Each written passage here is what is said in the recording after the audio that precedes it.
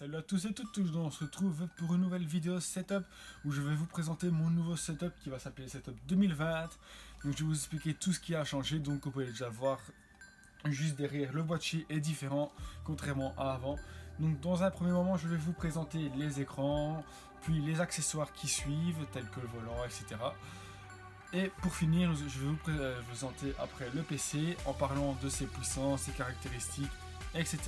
Donc je vous dis à tout de suite pour la présentation du Mac. Nous revoici donc comme je l'ai dit, nous allons commencer par les écrans. Donc ici nous avons l'écran que j'avais auparavant, le 27 pouces. Donc celui-là ça n'a pas changé, sa résolution c'est 2440 par 1440, ah non 2560 par 1440, veuillez m'excuser. Sur une fréquence de 59 Hz qui est pas mal pour jouer en 6 millisecondes si je dis pas de bêtises. Comme d'habitude ça n'a pas changé, et il a aussi le petit hub USB 3.0 à l'arrière qui ne change pas, avec sa caméra intégrée et une sortie DisplayPort avec l'entrée, donc en fait je peux mettre mes écrans en cascade si je le veux. Alors maintenant nous avons le nouvel écran qui est l'écran qui tue, en fait moi je l'appelle ainsi, parce que cet écran là il a particulier d'être en 21 neuvième, ce qui est quand même rare à trouver comme écran, car celui-là c'est un 16 neuvième, celui de gauche, que celui-là c'est un 21 neuvième en incurvé. Donc en fait il tourne sur allez, il peut faire un rond de 360 degrés si vous en avez plusieurs, et moi vu que j'en ai qu'un j'ai moins que ça. Donc c'est un écran Asus, donc il a la particularité c'est d'avoir un son extraordinaire, car c'est un Audio Arma Cardon. Donc pour tous ceux qui connaissent, c'est une marque qui bat complètement les autres marques au niveau son. Donc Bose à côté c'est petit on va dire. Donc voilà.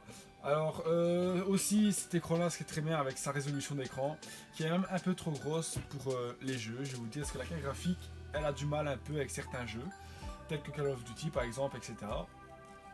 Donc sa résolution c'est 3440, qui est beaucoup plus long que l'autre, donc 2500 sur là 3440, c'est vachement plus grand, donc parce que c'est du 16 neuvième sur du 1440. Donc du coup c'est la même résolution que le 27 pouces, sauf que là c'est en plus long, et c'est un 32 pouces, donc du coup il fait la taille d'un 27 pouces, donc le 34 pouces fait la taille d'un 27 pouces qu'il est en 16 neuvième, pour être plus précis. Alors aussi il y a le petit socket ici, là, où ce qu'on peut charger avec induction, donc juste au pied, qui est vraiment pas mal. Perso j'utilise pas la charge d'induction car mon téléphone ne prend pas, mes AirPods ne prennent pas, donc voilà j'utilise pas, et en plus la charge d'induction c'est très mauvais pour vos batteries si jamais vous êtes intéressé par ça, donc du coup j'utilise pas. Aussi j'ai une webcam Logitech qui se cache juste derrière le micro là, donc c'est la HD 1080p de chez Logitech. C'est une belle webcam, franchement, je crois que c'est même une pro si je dis pas de bêtises. Oui, c'est une pro, car on sait qu'il y a plein de paramètres, on sait genre en mettre deux pour avoir deux objectifs et pas un, etc. Franchement cette caméra là, elle est très fluide, à côté de celle-là qui fait du 27 pouces, que je raconte 27, qui fait du 720p, veuillez m'excuser. Celle-là elle fait de la 1080 60 fps ou 30, je sais plus exactement. Elle est vraiment très bien. Alors après ici nous avons le micro avant qui était le bord du M1. Donc attendez, je recale légèrement plus haut, voilà. Donc ici c'est le Razer Syrien. Donc c'est l'un des premiers Razer Syrien qui est sorti, parce que déjà la particularité c'est qu'il est gros, etc. C'est vraiment un très bon micro. Franchement, si vous avez le Razer Syrien, franchement vous avez un bon micro. Donc c'est pas le Pro, donc je n'ai pas la prise XLR, mais j'ai une entrée jack juste au-dessus là, où ce que je peux écouter mon retour en bougeant avec les boutons qu'il y a sur le micro, car il y a des boutons volume. J'ai 4 réglages possibles. Donc moi j'en utilise un en particulier parce que celui-là en fait il est multifonction, il fait live, discussion, jeux vidéo, musique, que les autres ils ont soit une option bien précise à leur bazar, et en plus c'est une option qui est bidirectionnelle, en fait elle va que dans un sens. Elle va pas dans les deux sens, parce qu'il y a en fonction de l'option que vous mettez, soit ça prend deux coins donc face à face, soit ça prend trois coins donc là, là et là. Il y a plein d'options, et moi j'ai mis l'option face à face, ainsi on entend ce que moi je dis et pas les bruits à côté. Donc c'est vraiment un très bon micro. Donc maintenant nous allons passer plus bas sur le clavier, etc. Donc ici j'ai ma petite iPad avec mes petites statistiques, où ce que je vois la puissance de mon PC qui apparaît aussi là, mais là c'est ce que j'aime bien avoir mon iPad ainsi. Alors ici nous avons le clavier Razer Black Window Chroma mécanique, donc en fait quand on entend le bruit mécanique dessus. Donc je sais pas si on a entendu parce que sur mes AirPods j'ai un réducteur de bruit ambiant. Donc on l'a peut-être pas entendu. Alors les chromas, donc ça veut dire qu'on peut changer la couleur. Donc moi j'ai mis en rouge, mais j'ai des configurations déjà précommandées. Ah non, celle-là ne marchera pas. Voilà, ici bon, j'ai mis mes touches directionnelles, donc j'ai mis rouge, vert, etc. Je sais pas si ça se voit sur la caméra. On voit surtout le rouge. Alors le tapis de souris c'est le Razer Goliathus, je sais pas si je le prononce bien. Extended, donc en fait Extended, on m'avait posé la question une fois avec un point d'interrogation Extended. En fait ça veut dire qu'il est grand et pas le petit Zeret, il y a le Razer Goliathus petit juste pour la souris. Et le Razer Goliathus Extended c'est celui-là qui prend le clavier avec. Donc en fait c'est une il l'appelle comme ça, donc on m'avait posé la question. Donc la souris c'est une petite souris Speedlink qui coûte pas très cher. Voilà une bête souris, j'ai pas m'attarder sur ça. Et nous revoici, donc désolé j'ai eu une petite coupure car j'ai Siri qui s'est allumé tout d'un coup comme ça. Donc maintenant, donc on est arrivé à la souris. Donc le volant c'est le Logitech G29. Donc franchement c'est un très beau volant, donc je vous le conseille si vous faites du Eurotruck. Par contre si vous jouez à des jeux de course, je vous le déconseille car vous allez péter les roulements de billes qu'il y a derrière. Et si vous les cassez, ben, le volant en fait vous pourrez plus jouer comme maintenant. Et en fait les roulements c'est ce qui fait que ça tourne sur le bazar. Donc sinon pour les jeux de simulation, le Logitech G29 il est qu'il y a beaucoup plus de boutons que sur un Trustmaster que j'avais avant. En plus vous avez des plages de réglage ici progressif, un bouton, voilà, il y a beaucoup plus que sur le Trustmaster. Alors nous avons aussi le pédalier juste en dessous avec embrayage, frein, accélérateur. Donc on ne va pas m'excuser pour ça. Alors après ici, juste à droite, nous avons une boîte à vitesse Logitech qui est avec. Mais sauf que la particularité que j'ai fait ici, c'est que j'ai un pommeau de vitesse avec des étages. Donc je sais pas si je peux zoomer. Ah mince. Donc attendez, veuillez m'excuser, je recadre vite pour que vous voyez bien. Voilà, on voit un peu mieux. Donc ici le pommeau de vitesse, la différence c'est que j'ai des étages en plus. Donc là c'est étage 2, bon ici je suis là en première et que je mets l'étage, je vais être en 7ème. Et si je mets l'étage là en plus, attends, ouais, donc là si je mets ça, je vais être encore plus haut parce que je peux monter jusqu'à 18 vitesses sur American Truck. Et ce pommeau de vitesse là il est vraiment bien, car en plus il est plus grand, ce qui est mieux parce que l'autre avant c'était une petite boule qui arrivait plus ou moins ici comme ça là. Et là en plus on voit que ça bouge nettement mieux que si on avait la petite boule. Elle est vraiment bien le pommeau de vitesse. Alors je vais rester sur le zoom, donc je reprends la vidéo car je vais recadrer mon appareil photo. Nous revoici pour la suite de la vidéo. Donc ici comme vous pouvez le constater j'ai un petit Stream Deck, donc c'est le... Donc chez moi qui a le tout petit à 6 touches et moi j'ai le modèle au-dessus, il y a même un plus grand. Mais franchement le plus grand il est vraiment trop grand que celui-là, il est vraiment bien. Vous avez toutes les options que vous voulez, donc par exemple si j'appuie sur ça, voilà, j'ai toutes les options pour moi live. Je peux revenir en arrière, puis j'ai même les options pour moi contrôler mes voix, car je peux changer ma voix grâce au Stream Deck avec un logiciel qui tourne derrière. Je sais aussi ouvrir des scènes sur internet, donc par exemple YouTube, je clique dessus, ça m'ouvre YouTube sous le PC. Je peux lancer des jeux, mais je n'ai pas encore fini de le configurer malheureusement. Donc franchement le Stream Deck c'est vraiment un truc super, même si vous ne faites pas de live avec. Pour quelqu'un qui ne fait pas de live, vous pouvez vous en servir autrement, tel que pour lancer les jeux, contrôler la musique comme là, je peux démarrer ma musique ici, donc le lecteur, pour faire play, contrôler mon audio. Le Stream Deck franchement il est super bien, je vous le conseille même si vous ne faites pas de live. Mais si vous faites des lives, je vous le conseille encore plus car franchement ça change la vie pour un live, je vous le conseille. Alors après ici nous avons le Logitech Panel Farming. Donc ce truc là en fait moi je m'en sers principalement c'est pour avec le volant. Qu'en fait quand je joue j'ai pas assez de boutons sur Eurotruck, alors du coup j'ai des boutons supplémentaires. Et aussi pour farming c'est vrai, en plus on a même un petit joystick si on joue en farming avec. Donc là j'ai quand même essayé vu que j'ai le jeu, parce que je n'ai pas encore essayé le Logitech Panel Farming, veuillez m'excuser. Mais ou sinon je m'en sers principalement sur le truc, bon ici j'ai pu contrôler mon cruise control avec la petite roulette progressive, je peux démarrer le moteur avec la grosse touche là. Donc franchement je vous le conseille si vous jouez à Eurotruck, il est compatible avec le jeu, il est vraiment bien. Donc maintenant je vais vous montrer le casque que vous connaissez déjà, hop là. Donc ici nous avons le porte-casque qui se cache derrière, ici. Donc le porte-casque c'est le Razer Station, c'est le Razer Base Station, veuillez m'excuser. Chroma. Donc en fait il a un port USB, 3 ports USB ici, 3.0, donc un hub USB. Pour moi mettre mes trucs ici, je pense, je mets ma manette, le jack de mon casque, etc. Donc c'est une belle petite station pour poser son casque. Voilà, donc ici c'est tout. Après ici nous avons le Razer Nari Ultimate qui est un beau casque. Franchement j'ai fait une vidéo présentation dessus. C'est vraiment un beau casque, il est vraiment bien contrairement aux autres que j'ai déjà eu. Que celui-là il enveloppe toute l'oreille et il n'est pas posé sur l'oreille, ce qui est nettement plus confortable.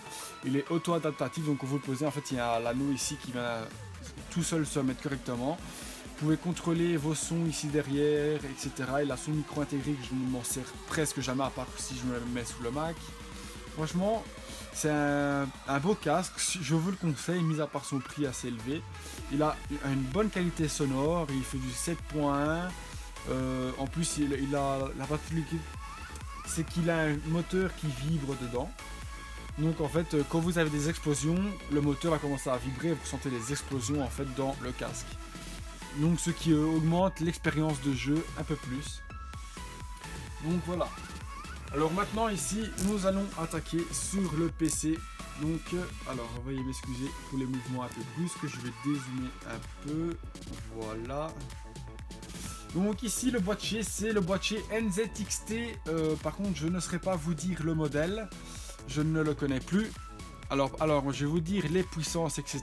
Alors là... non, c'est pas là, c'est là alors. Voilà, donc le processeur, c'est le Intel Core i7 7700K. Franchement, c'est un très bon processeur. C'est même encore l'un des meilleurs processeurs qu'il existe. Il fait 91 watts à ce que je vois. Il monte à 4,2 GHz en turbo boost. Le minimum, je crois que c'est 3,6, 4,2, si je dis pas de bêtises. Et il peut monter jusqu'à 4,7. Ah non, c'est un 4,5, veuillez m'excuser. Et il peut monter jusqu'à 4,7 en overclock. La carte mère, c'est la Gigabyte Z270X Ultra Gaming. C'est une belle carte mère RGB.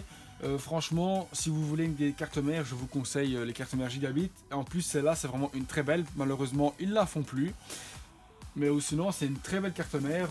Il y a les Power M2 pour les SSD, etc. Il y a beaucoup de lumière dessus, contrairement à certaines. Alors après nous avons la carte graphique Nvidia GeForce GTX 1080 Seahawk. Donc en fait Seahawk c'est avec un water cooling, donc vous pouvez voir ici, nous avons un tuyau qui va de la carte mère, la carte graphique à une pompe ici derrière, plutôt un réservoir avec un dissipateur de chaleur. Avec une petite LED blanche malheureusement, mais ça c'est pas grave, le rouge de toute façon il prend le dessus. Et ça se voit, ça passe pas trop dégueulasse, c'est voilà. Alors nous avons aussi les barrettes de RAM. Donc ce sont des G-Skill Trident Z. Donc j'ai 4 x 8 Go, donc je suis à 32 Go RAM. En 2400 MHz, je sais pas si je l'avais dit, de la DDR4. RGB, bien sûr les Trident Z parce que vous pouvez le voir, elles lument rouge. Il y a même des petites barrettes rouges derrière qui lument sur la carte mère, mais on ne le voit pas à cause des barrettes qui prennent plus de place. Elles ont un timing de 17 clics secondes. Je sais, pour ceux qui connaissent ainsi, vous savez. Alors maintenant, la mémoire. Donc ici j'ai un disque un SSD de 120 Go pour mettre Windows, les applications telles que Steam, Discord, OBS, etc. sur les SSD. Alors après j'ai deux SSD de 500 Go Samsung. Ce sont des quoi encore? Ah, il me le dira pas ici, ok. Donc ici j'ai mis deux SSD de 500 Go Samsung en RAID 0, RAID 1, c'est ça, un volume RAID 0 volume. Ah oui voilà, RAID 0. En fait ça veut dire que j'ai deux disques de 500 Go. Et en fait je fais moitié-moitié. Donc en fait mon jeu va être divisé en deux. Donc bon, si j'ai une photo, ma photo va être divisée en deux, elle va être mise sur chaque SSD. Donc il y a une moitié qui va sur l'SSD, une moitié qui va sur l'autre. Ça augmente la vitesse, ça augmente le stockage bien sûr, car vu que vous faites moitié, vous avez moins de fichiers dans chaque SSD. Donc pour exemple, imaginons mon SSD fait 10 gigabits seconde et que l'autre il fait 10 gigabits, vous avez 20 gigabits en tout, vu qu'il fait moitié-moitié. Après, vu qu'il y a la division des fichiers qui se fait, je sais pas s'il y a une petite latence qui se fait en plus, mais bon, c'est nettement plus rapide, j'ai remarqué la différence. Maintenant, avant je jouais sur un SSD, là je joue avec deux SSD en RAID 0.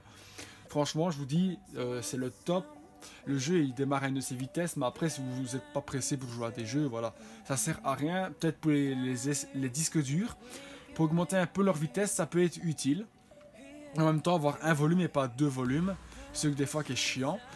Alors après, j'ai un disque dur d'1 Tera pour les jeux que je joue moins souvent, car j'ai 1 Tera du coup en SSD, en RAID 0 et 1 Tera de disque dur.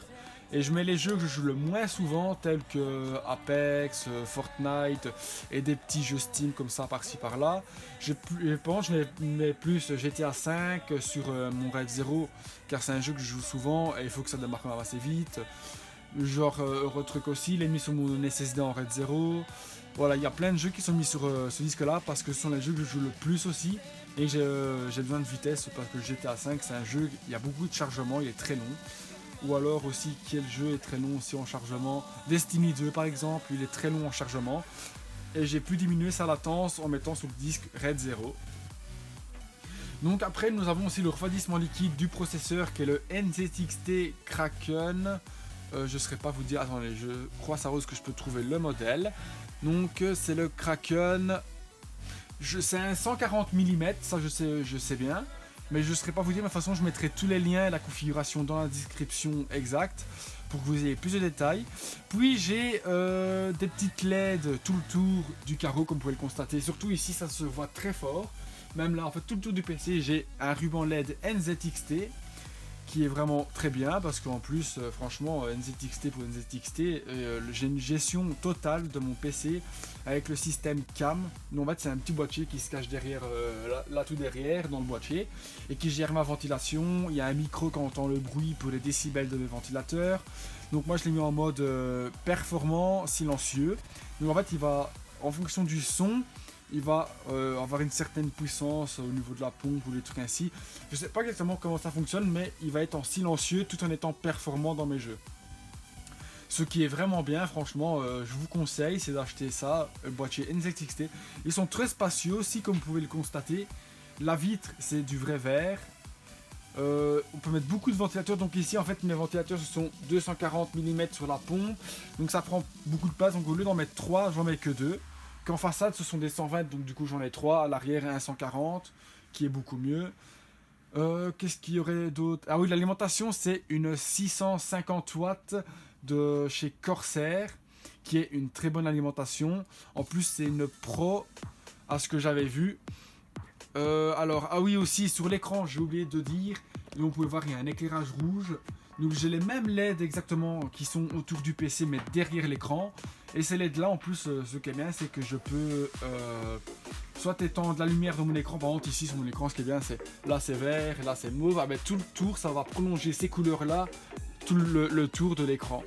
Et ça franchement c'est l'option ambiante si je dis pas de bêtises. Et ça prolonge les couleurs de votre écran pour adoucir la vision en fait. Ce qui est vraiment pas mal sur ces LED, donc je vous conseille, c'est les LED NZXT. Et nous revoici pour la fin de cette vidéo. Donc du coup je tiens à faire une dédicace à Laurent, car en fait j'ai récupéré surtout c'est son setup en majeure partie, tels que l'écran, le PC, les accessoires supplémentaires que je n'avais pas auparavant, comme le panel farming, le volant, le stream deck. Qu'est-ce qu'il y a d'autre que j'ai récupéré aussi? Le micro aussi, que je suis très content aussi bien sûr, car moi Razer, le micro, franchement je suis pas déçu à côté du bord du M1 qui était avant. Mais sinon franchement le bord du M1 c'est un très bon, mais après Razer a quand même une qualité supérieure et au niveau paramètres aussi. Donc j'espère que cette vidéo vous aura plu, donc n'hésitez pas à liker et si vous avez des commentaires n'hésitez pas à liker et commenter. Je répondrai à vos commentaires dès que possible et moi je vous dis à plus donc les amis et merci à vous.